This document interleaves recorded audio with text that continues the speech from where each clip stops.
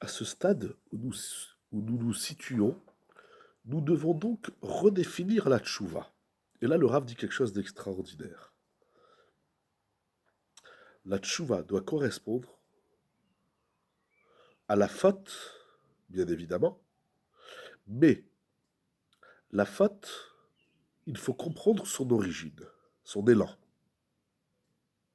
Et si l'élan de la faute, c'est Nefesh Béhémite, et nous avons dit qu'à ce stade, c'est une désorganisation et une désharmonisation des Arba Yesodot, de ce fait, la tchouva, au niveau du Nefesh Béhémite, consiste à ramener de l'ordre et de l'harmonie dans les quatre éléments, de les repositionner à leur juste dimension et à leur juste place. C'est ça la tchouva. C'est incroyable. C'est pas la tchouva de la faute, c'est la tchouva de l'origine de la faute. Cette idée, j'ouvre une petite parenthèse, on la trouve beaucoup dans les Sfarim, notamment chez Rabbi Roucham de Mir. Je ferme la parenthèse. La tchouva, c'est faire un travail non pas sur l'action, sur la transgression, mais sur l'origine de la faute. Et l'origine de la faute, il faut savoir à quel stade on se situe. Et lorsqu'on se situe au niveau de Nefesh Béhémite, l'origine de la faute, c'est le désordre des Arba Yesodot. Donc la tchouva consiste à réordonner, réorganiser les Arba Yesodot. Par conséquent, nous dit le Rav, la mitzvah de l'homme qui veut réaliser la mitzvah de la tchouva, il doit se connaître, réorganiser et réharmoniser ses Yesodot. Nous allons donc lire la note 31 que le Rav écrit ici.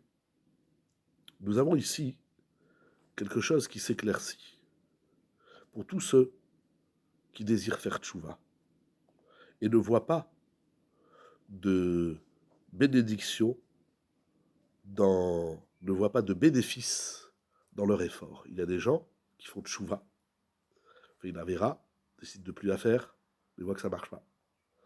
On ne voit pas l'effet bénéfique de la tchouva. Souvent, lorsqu'on essaye de faire tchouva, on se concentre sur des actions spirituelles. Mais on ne porte pas attention au manque d'ordre et d'équilibre qui existe dans notre être. Ça veut dire, on va faire des choses spirituelles, c'est important, c'est ça toute la Torah, c'est ça toute la vie. Mais si la base, c'est-à-dire l'être, est désordonné, désharmonisé, tout ce que l'homme fait, ça ne peut rien produire. Pour produire, il faut que le terrain soit à même d'accueillir la graine. On fait tchouva qui ne correspond pas à notre être. C'est-à-dire que la tchouva doit correspondre à notre être. La tchouva, c'est un retour à soi. Et lorsqu'on fait cette tchouva qui n'est pas adéquate à mon être et au niveau où je me trouve, alors la tchouva ne porte aucun bénéfice et l'homme retombe et trébuche dans les avérotes. Et si la tchouva n'est pas adéquate au niveau où je me trouve, à ma personne, à la connaissance de soi, on va retrébucher, on a des obstacles, et on ne comprend même pas pourquoi on retombe à chaque fois dans les mêmes abîmes, ou bien on s'en veut, on est peiné de voir qu'on fait des efforts et que ça ne marche pas, on est brisé et on abandonne le travail. Tout ça, nous dit le Rav, c'est parce que on n'a pas travaillé l'herba Yesodot et on ne fait pas une tchouva qui est en harmonie avec nous-mêmes, qui n'est pas en harmonie avec le niveau de là où je me trouve. Par contre, si l'homme fait le travail de corriger les 4 éléments qui sont en lui, alors la majorité des échecs et des obstacles, et donc des fautes, des avérotes, disparaîtront automatiquement, naturellement, de façon fluide, tout cela avec l'aide d'Hachem Idbarach. Lorsque l'homme ne connaît pas son être, selon la perception des Arba Yesodot, des 4 éléments, alors il ne saisit pas l'existence du Yetzer Hara, de son Yetzer Hara, de façon correcte.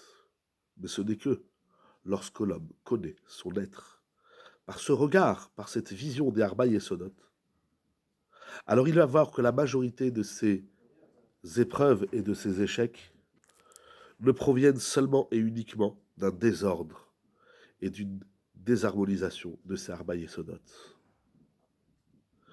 Et en vérité, qu'est-ce qui va freiner les obstacles, les chutes et les épreuves? Ce n'est que lorsqu'on va réordonner et réharmoniser les Arba Yesodot. Le Rav termine ce passage, Veu Yesod Gadol Adlim Od. C'est ici un point fondamental de grande importance et immense. Et c'est en ce but, nous dit le Rav dans la note 32, que ce livre a été écrit, et tous les livres que le Rav écrit qui traitent des Arba Yesodot.